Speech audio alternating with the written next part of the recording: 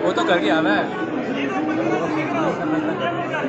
तो हमसे पूछ क्यों रहा है इधर खड़े अजीज दोस्तों अस्सलाम वालेकुम, नमस्ते, सत श्री अकाल, गुड आफ्टरनून। ये जो तमाशा आप देख रहे हैं ये पंजाब यूनिवर्सिटी लाहौर का है, जहाँ पे एक लड़की ने एक लड़के को प्रपोज किया है इस तरह और पब्लिकली। तो बनाना रिपब्लिक में तो ये चीज़ें मदरसों में ही हो सकती हैं। मदरसों में छोटे बच्चे बच्चियों के साथ रेप हो सकता है, सब कुछ हो सकता है, लेकिन ये इसका नतीजा ये निकला कि इस लड़के और लड़की को बुला के यूनिवर्सिटी की एडमिनिस्ट्रेशन ने बहुत ज़्यादा जलील व ख्वार किया, इनको खारिज कर दिया, इनको निकाल दिया यूनिवर्सिटी से रेस्ट्रिक्ट करके। तो फिर इनको हमेशा के लिए पाबंदी लगा दी, इनका कैरियर बर्बाद कर दिया। ये एक छोटी सी उसकी वजह से, जो कि पाकिस्तान के चप्पे चप्पे में ये चीज़ें आम हैं, लेकिन बस वो क्या है कि पर्दे में होती हैं। मदरसे में छोटे बच्चों के साथ बच्चियों के साथ रेप हो रहे हैं, रोज़ की बुनियाद पे हर मदरसे में ये चीज़ हो रही है, उसको ये लोग नहीं रोक रहे। नैब, नेशनल अकाउंटेबिलिटी ब्यूरो, जो पाकिस्तान में सब करप्शन को पकड़ने का इदारा है, और ये वो इसका जो चेयरमैन है वो मिनिस्टरियल पोस्ट रखता है, वो अपने ऑफिस में बुला के जिसके ऊपर इल्ज़ाम हो उन औरतों को के साथ सब कुछ करता है। उसकी वीडियो तक आ गई है, लेकिन उससे रिज़ाइन तक नहीं लिया गया। क्यों? कि आर्मी का बंदा है। तो यह है जी पाकिस्तान में डबल स्टैंडर्ड। एक छोटी सी गलती की वजह से एक लड़के और एक लड़की का पूरा कैरियर बर्बाद कर दिया, ये कह के तुम लोगों ने ये गुनाह किया है। इसी तरह पेशावर यूनिवर्सिटी ने पाबंदी लगा दी है कि लड़कियां शलवार कमीज में ही आएंगी और कोई ड्रेस एक्सेप्टेबल नहीं है। ये पाकिस्तान को 1400 साल पहले लेके जा रहे हैं। और ये जिसने ऑर्डर, जो पाकिस्तान में जो है एजुकेशन मिनिस्टर है शफकत महमूद की अपनी बेटी मॉडल है, और उसके वेस्टर्न ड्रेसेस में और खूब तस्वीरें हैं, और वो सब कुछ इनके लिए जायज़ होता है। तो ये पाकिस्तान का डबल स्टैंडर्ड है, जिसकी वजह से ये मुल्क तबाही की तरफ जा रहा है। मैं आऊँगा आज के मेन इशू की तरफ, वो है सेनेट, चेयरमैन सेनेट का इलेक्शन। चेयरमैन सेनेट के इलेक्शन में सबसे पहले तो आप ये देखें कि कैमरे लगाए गए। पोलिंग बूथ, सेनेट जो पाकिस्तान का सबसे हाईएस्ट बॉडी है, उसके पोलिंग बूथ के अंदर सेनेटर्स जो कि 40-40 करोड़ रुपया दे के बेचारे सेनेटर बने, चेयरमैन सेनेट के वोट देने के लिए पोलिंग बूथ के अंदर कैमरे लगाए गए, जगह जगह कैमरे लगाए गए। जरा आप देखिए कि किस तरह ये बता रहा है कि कैमरे लगाए। देखिए, मैं इस वक्त आपको बूथ के मुख्तलिफ हिस्से दिखा रहा हूं। ये बूथ का पैकेज जो है ये कल आया था 1:15 बजे के करीब इलेक्शन कमीशन से, ये तमाम चीजें। राइट सर, ये कितने बजे सेट हुआ है यहाँ पे? 1:15 बजे सेट हुआ था, और जो आया था उसका लेटर जो है ना वहाँ पे मौजूद है, वो जो और 1:15 बजे जब ये सेट हुआ है तो आप ये कह रहे हैं कि इसमें कोई ये चीज नहीं लगी हुई थी। तो ये देखिए जी, ये बूथ के अंदर लगा हुआ है, एक डिवाइस लगी हुई है जी, ये वाली, ये देखिए आप, मैं आपको करीब से दिखा देता हूँ। ये उसकी तार है जी, जो उस डिवाइस के साथ कनेक्टेड है जी। ये उसका अंदर का हिस्सा है, ये जरा देख लीजिए, ये पिन है, ये आपको पिन होल नजर आएगा। ये किधर है जी पिन होल? हाँ, ये दिखाइए, ये देखिए जी, ये पिन होल है। सर जरा उंगली से निशानदेही कर दें इसकी, ये पिन होल है जी।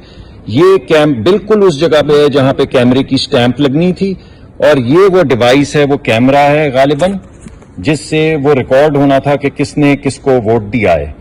अच्छा जी, अब दूसरी तरफ ये तो ऊपर की तरफ चीजें थी जी, नीचे की तरफ ये देखें, उसके अंदर जो बूथ बना हुआ था उसमें ये डिवाइस लगी हुई है। ये क्या ट्रांसमिशन डिवाइस है या रिकॉर्डर है या माइक्रोफोन है, ये मैं नहीं जानता जी। वो लाइए जरा वो वाला डब्बा, इसको जरा उधर ले जाइए।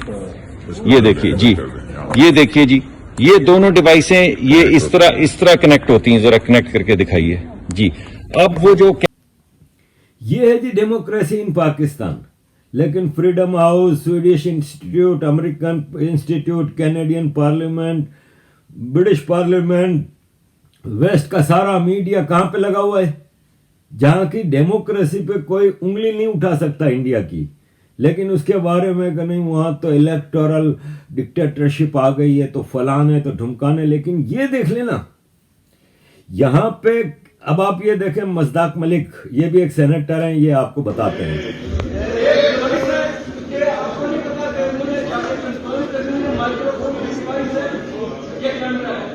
आप मुझे बताएं, ये यहाँ पे इलेक्शन है, this is the shame of an election that we are having. अब चेयरमैन सेनेट का इलेक्शन इस तरह हो रहा है, आप लोगों को हैरत नहीं होनी चाहिए कि पाकिस्तान के तो प्रधानमंत्री का इलेक्शन भी इसी तरह हुआ है। और ये बाजवा साहब की आंख है जो देख रही है सब कुछ, कौन किसको वोट दे रहा है। बाजवा साहब नजर टिका के हर चीज पे नजर रखे हुए हैं। इवन चेयरमैन सेनेट के इलेक्शन के लिए, मतलब हालांकि मैं किसी ओपोजिशन की हमदर्दी में नहीं हूं कि जरदारी साहब ने इसके ऊपर 100 करोड़ रुपया से ऊपर लगा दिया है चेयरमैन सेनेट के इलेक्शन में यूसुफ रजा गिलानी अपने कैंडिडेट को जिताने के लिए, लेकिन वो उनके पैसे डूब गए। आप इस मुल्क में बगैर आर्मी चीफ की मर्जी के कुछ भी नहीं कर सकते। ये जितने पॉलिटिशियन है, पॉल्यूटिशियन है, ये बगैर आर्मी चीफ के आशीर्वाद के तो टॉयलेट नहीं जा सकते। आप बात कर रहे हैं चेयरमैन सेनेट के इलेक्शन, इसके बावजूद आप यकीन मानेंगे 48 वोट मिले हैं संजरानी को, जो कि पीटीआई का आर्मी का कैंडिडेट था। वो 49 वोट मिले यूसुफ रजा गिलानी को, एक वोट ज्यादा मिला। लेकिन काउंटिंग में इन्होंने कहा कि नहीं, ये 7 रिजेक्टेड वोट हैं। इसमें से यूसुफ रजा गिलानी के 49 वोट्स में से 7 रिजेक्ट कर दिए गए, कहना ये गलत वोट थे। और संजरानी जो गवर्नमेंटल कैंडिडेट था, उसके 48 के 48 करेक्ट, और इस तरह उसको जितवाया गया। यह है जी पाकिस्तान। इसके बारे में मैं आपको मजीद क्या बताऊं कि शर्म ही आती है कि जहां पे चेयरमैन सेनेट, जो कि अगर प्रेसिडेंट ऑफ पाकिस्तान मुल्क से बाहर जाता है या मर जाता है या कुछ होता है, तो चेयरमैन सेनेट प्रेसिडेंट बनता है। और कितना इंपॉर्टेंट पोजीशन होती है, ये मैं आपको एक हिस्टोरिकल एविडेंस के साथ बताता हूं कि पाकिस्तान में 1977 में जनरल जियाउल हक ने भुट्टो को हटा के मार्शल लॉ लाया, और फिर इसने अपना एक फैक फार्स रेफरेंडम करा के अपने आप को प्रेसिडेंट इलेक्ट करवाया था अर्ली 80s में। और फिर इसने एक अपना नॉन पार्टी बेस्ड इलेक्शन कराया था, जिसमें मोहम्मद खान जुनेजो को प्राइम मिनिस्टर बनाया था।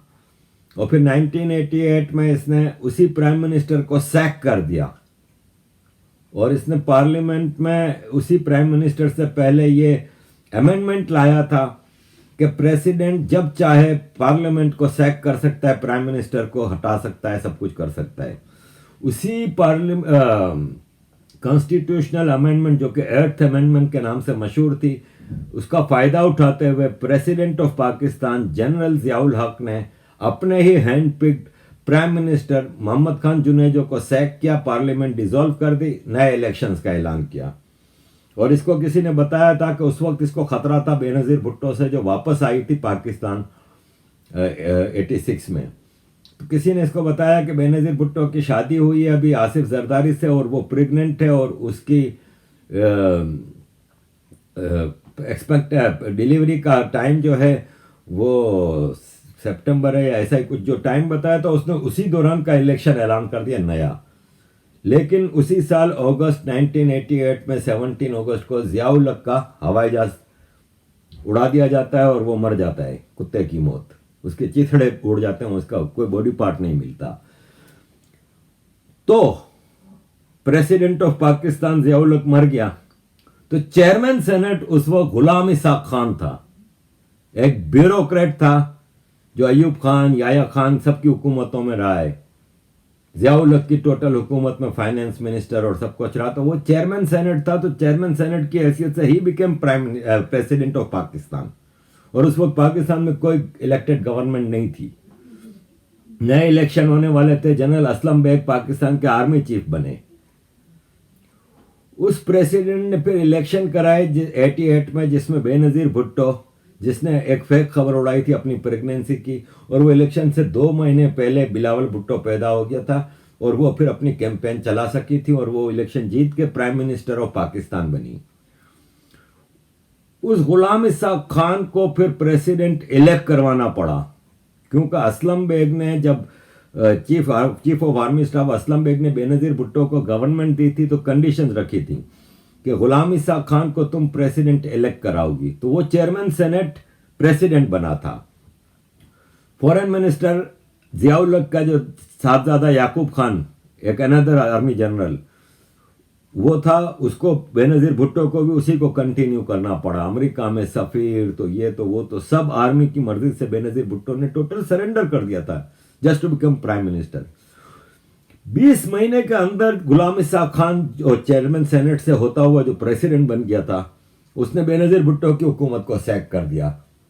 नए इलेक्शन कराए गए, सरकार की आईएसआई की मदद से अलायंस बना आईजेआई, इस्लामिक जमहूरी इतिहाद, जिसका चेयरमैन नवाज शरीफ था और फिर नवाज शरीफ को 90 में जितवाया गया। सदर यही था गुलाम इसाक खान। फिर 93 में गुलाम इसाक खान ने नवाज शरीफ की हुकूमत को भी सैक किया। तो कहने का मतलब यह है कि चेयरमैन सेनेट कितना इंपॉर्टेंट है, यह आप अंदाजा लगा सकते हैं। तो क्या आर्मी चीफ यूसुफ रजा गिलानी को चेयरमैन सेनेट बनने देती? किसी सूरत में नहीं बनने देती। बिलावल भुट्टो और पीपल्स पार्टी को ऑन बोर्ड जरूर रखा है, लेकिन उनको बिल्कुल कुत्ते की तरह रखा है। हड्डी छोटी छोटी फेंकते रहो, तुम सिंध की हुकूमत में कराची को लूटो, सिंध को लूटो, बस यही करते रहो, बाकी तुम्हारा कोई बड़ा इख्तियार नहीं मिलेगा। यूसुफ रजा गिलानी को सेनेटर तो बना दिया, उसको चेयरमैन सेनेट ये कभी नहीं बना सकते थे। तो ये है जी electoral story of Pakistan. Pakistan में इसी तरह के इलेक्शन होंगे और कोई रास्ता नहीं है। तो ये थे इलेक्टोरल पॉलिटिक्स। अब आते हैं जरा जो स्ट्रेटेजिक इश्यूज इस वक्त चल रहे हैं। देखें, अमेरिका अफगानिस्तान से नहीं जाएगा और अफगानिस्तान से अमेरिका जाना चाहेगा भी तो पाकिस्तान इसको जाने नहीं देगा। पाकिस्तान की आर्मी की सबसे बड़ी रोजी रोटी अफगानिस्तान से जुड़ी हुई है। अभी अमेरिकन इनवॉइस आते हैं, प्राइम मिनिस्टर कौन है? इमरान खान। मिलते किससे हैं ये सब? बाजवा। उज्बेकिस्तान का फॉरेन मिनिस्टर आया, बाजवा से मिलता है। कोई और पॉलिटिकल लीडर आएगा किसी भी कंट्री का, बाजवा से मिलेगा। इमरान खान खाली कोई भूखा नहीं सोएगा के नाम पे बर्गर बांट रहा है, पनाहगाह का दौरा करेगा, वहां पे भिखारियों को रखा हुआ है, पूरी कौम को भिखारी बनाया हुआ है ना। उन कामों के लिए इमरान खान रह गया है। स्ट्रेटेजिक सारे काम अफगानिस्तान ये सब आर्मी कर रही है, बाजवा कर रहा है, खुल के कर रहा है। और इसमें दुनिया का कोई कंट्री नहीं बोलता, कोई इंस्टीट्यूट नहीं बोलता, कोई पार्लियामेंट नहीं बोलती, कोई मीडिया नहीं बोलता कि ये पाकिस्तान में किस किस्म की डेमोक्रेसी है। बोलेंगे तो खाली इंडिया के बारे में, वो मैं अपने अगले एपिसोड में आपको इंडिया के बारे में तफसील से चीजें बताऊंगा। फिलवक्त पोजीशन ये है कि आर्मी हर तरह से हर चीज को कंट्रोल कर रही है। बलूचिस्तान में पीक पे ऑपरेशन जारी है। कराची के हवाले से मैं आपको बता चुका हूं कि एक ऑपरेशन की तैयारी है जिसके लिए लॉ एंड ऑर्डर का मसला क्रिएट किया जाएगा और टारगेट किलिंग आर्मी के कहने पे आर्मी के अपने टट्टू कराची में शुरू करने वाले हैं। ये आप लिख के रख लें। आज 12 मार्च की तारीख में ये मेरा प्रेडिक्शन है कि अगले 3-4 महीने में कराची का हाल देखना आप क्या करेंगे ये। और मिलिट्री में का इजाफा होगा, रेंजर्स को स्पेशल इख्तियारात मिलेंगे और फिर जो कराची में जो एक गंद बला होनी है, ये मैं आपको अपने तजर्बे की बुनियाद पर लिख के रख ले बता रहा हूं। ये सब होने जा रहा है पिशावर केपीके में पख्तूनों के साथ इस वक्त पीक पे मामला चल रहे हैं। बलूचिस्तान का ये हाल है। सिंधियों का इस वक्त रोज की बुनियाद पे बंदा गायब हो रहा है। और Karachi capital of Sindh, part of Sindh, ये कोशिश करते हैं कि कराची को सिंध से अलग एक एंटिटी शो की जाए, लेकिन ये याद रखिएगा कि सिंधी मर जाएगा, कराची के ऊपर से अपना इख्तियार नहीं खत्म करेगा, ना करना चाहिए। ये सिंध का हिस्सा है और इसको रहना चाहिए। इख्तियारात की बात है तो मल्टी एथनिक ग्रुप्स रहते हैं इधर कराची में। पठानों का दुनिया में सबसे बड़ा शहर है ये। काबुल और पेशावर से ज्यादा पठान कराची में रहते हैं। बलोचों का हिस्टोरिकल शहर है ये। आज से 200 साल पहले ये मछेरों की बस्ती थी, बलोच मछेरों की बस्ती थी ये कराची, जिसको अंग्रेजों ने एक शहर में डेवलप किया। और उस शहर को बनाने के लिए अंग्रेजों ने दावत दी तो पूरे हिंदुस्तान के पारसी, हिंदू, ये सब आए थे और इस शहर को डेवलप किया था। इसको कॉस्मोपॉलिटन बनाया था हिंदुओं और पारसियों ने। इस पे कब्जा आके दूसरों ने कर दिया। तो इसके ऊपर क्लेम किसी का नहीं है, सिंध प्रोविंस का क्लेम बनता है। बाकी हर कौम इसमें बराबर के हिस्सेदार है, हकदार है, रह सकती है। जो कराची को ऑन करे उसका कराची है, लेकिन पार्ट ऑफ सिंध है। लेकिन ये एक बड़ा डेंजरस गेम शुरू से खेलती आई है आर्मी। इसको हमेशा इन्होंने अपने कंट्रोल में रखने के लिए नित नए पैंतरे इस्तेमाल किए हैं और 30 साल से तो यहाँ पे आर्मी बिठाई हुई है इन्होंने। 60% फिजिकल लैंड कराची की कंटोनमेंट है जिसपे डायरेक्ट आर्मी का कंट्रोल है। म्यूनिसिपैलिटी या इलेक्टेड रिप्रेजेंटेटिव मेयर्स का वहां पे कोई इख्तियार नहीं है। आप यकीन माने जब मैं जमशेद टाउन का मेयर था तो ऐसा मसला होता था कि किसी इलाके में कचरा नहीं उठ रहा, वो शिकायत लेके आते हैं, मैं पकड़ता, मैंने कहा भाई क्यों कचरा नहीं उठ रहा उधर से? बोले सर वो कंटोनमेंट एरिया है, वो हमारे हिस्से में आता ही नहीं है। वहां पे तो आप उठाओगे तो वो कंटोनमेंट वाले, आर्मी वाले आपको बुला लेंगे कि हमारे इलाके में तुमने वो क्यों किया। पता ही नहीं चलता कराची में कहाँ कंटोनमेंट है, कहाँ क्या है। और कंटोनमेंट के नाम पे मतलब अरबों रुपया ये खा जाते हैं, काम वहां पे करते नहीं। आप जाके एरियाज देखें जो गरीब बस्तियां कंटोनमेंट एरिया में आती हैं। ये दुनिया का वाहिद शहर है जहां पे कंटोनमेंट शहर के अंदर है। 60% कराची इज अंडर कंटोनमेंट। तो कराची के हवाले से इनका एक निराला खेल चल रहा है। पाकिस्तान तबाही के दाने पे पहुंच चुका है, बिल्कुल हालत खराब है। मतलब आप ये देखें कि महंगाई टॉप पे जा रही है, पैसा इनके पास अपने इसके लिए नहीं है, सिविलियन उसके लिए या सिविलियन प्रोजेक्ट्स के लिए कोई इनके पास पैसा नहीं। टोटल पैसा आर्मी खा जाती है। इस मुल्क को तबाह होने से अब कोई नहीं बचा सकता। कल मेरी एक जगह बात हो रही थी तो वो साहब मुझे कहते हैं कि आरिफ भाई आप देखिएगा कि अभी आर्मी का वक्त पूरा हो गया है। और तुर्की में जैसे क्या हुआ था कि आर्मी को तुर्की की सिविलियंस ने पकड़ पकड़ के सड़कों पे मारा और तैयब अरबगान को जितवाया और आर्मी को इन्होंने बंद करके रख दिया। ये देखना ऐसा पाकिस्तान में होगा? मैंने कहा बिल्कुल नहीं होगा। ये मुर्दार कौम हो चुकी है पाकिस्तान। आर्मी ने यहां पे ऐसा कंट्रोल हासिल किया है कि सबसे पहले तो यह कि पंजाब की आर्मी है ना, तो 50% से ज्यादा तो पंजाबी है पाकिस्तान में। तो वो अपनी आर्मी के खिलाफ कैसे वो करेंगे कि लाहौर में और इन जगहों पे तो डेवलपमेंट खूब हो रहा है, सारा खर्चा हो रहा है, तो आप उसको रोक ही नहीं सकते बगैर पंजाबियों की मदद के। सिंधी, बलोच, पख्तून इन सबको डिवाइड करके रखा हुआ है। क्यों एक यूनाइटेड अलायंस नहीं बनता इन सारी मजलूम कौमों का पाकिस्तान में? ये बनने नहीं देंगे। सब अपनी अपनी जंग अलग अलग लड़ रहे हैं और आप इतनी रिसोर्सफुल आर्मी से कब तक कैसे लड़ेंगे? मैं वापस कहता हूं कि इंटरनेशनल कम्युनिटी को आगे आना होगा, वरना जिस तरह युगोस्लाविया टूटा था और फिर वहां पे जो कयामत हुई थी, और यूरोप में हमने अपनी आंखों से इधर हम रह रहे थे, इधर यूरोप में हमने देखा था कि किस तरह एक जेनोसाइड हुआ बोस्नियन पीपल का, कितनी बड़ी सिविल वार हुई सर्बों की, बोस्नियों की, कोसोवोन्स की, क्रोशिया, सब ने वहां पे आपस में यूरोप के सेंटर में ये जंग होती रही और पूरे यूरोप का अमन खतरे में आ गया था। तो याद रखिएगा कि भारत और वेस्ट को ये चीज याद रखनी चाहिए कि अगर ये पाकिस्तान में बहुत ज्यादा अनारकी आ गई और सिविल वॉर शुरू हो गई तो फिर आग के शोलों को कोई रोक नहीं सकेगा। जितनी जल्दी मुमकिन हो इंटरनेशनल कम्युनिटी ये बदमाश टेररिस्ट आर्मी को पट्टा डाले, इनको बांध के लेके जाओ इंटरनेशनल कोर्ट ऑफ जस्टिस में और वार क्राइम ट्रिब्यूनल्स में इनको ऐसी सजा दो कि इस इलाके में अमन आ सके। थैंक यू वेरी मच अजीज दोस्तों फॉर लिसनिंग, कीप सपोर्टिंग।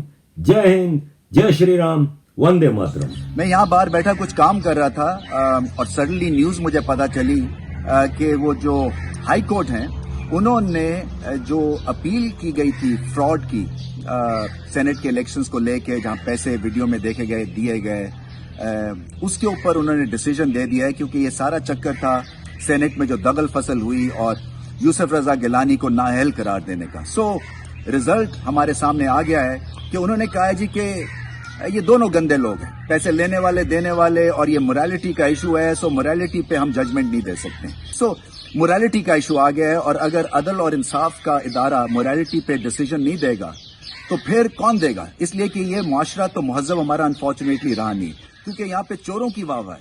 यहाँ पे जो अच्छे लोग हैं, जो खानदानी लोग हैं, जो इज्जतदार लोग हैं, जिनका स्ट्रांग कैरेक्टर है, जो मुल्क की खातिर सोचते हैं, जिनका दिल कुड़ता है मुल्क की खातिर, जो कि ऑनेस्ट लीडर्स हैं, उनकी वाह नहीं है, उनकी कोई स्पेस नहीं है, क्योंकि माशरा चोरों को तहफ़्फ़ुज़ देता है। और यही सबसे बड़ी खराबी है पाकिस्तान की। सो ये अगर अदलो इंसाफ और मोरालिटी के ऊपर बड़े इदारे जो हैं उस पर डिसीजन नहीं देंगे तो फिर क्या नौजुबिल्ला ऊपर से फरिश्ते उतरेंगे डिसीजन देने के लिए, मोरालिटी के लिए? क्योंकि माशरा तो दब गया है, तो हम किसके पास जाएं? ये सवाल करने वाला है, इंट्रोस्पेक्शन की जरूरत है, फ्रस्ट्रेशन है मुझे सब।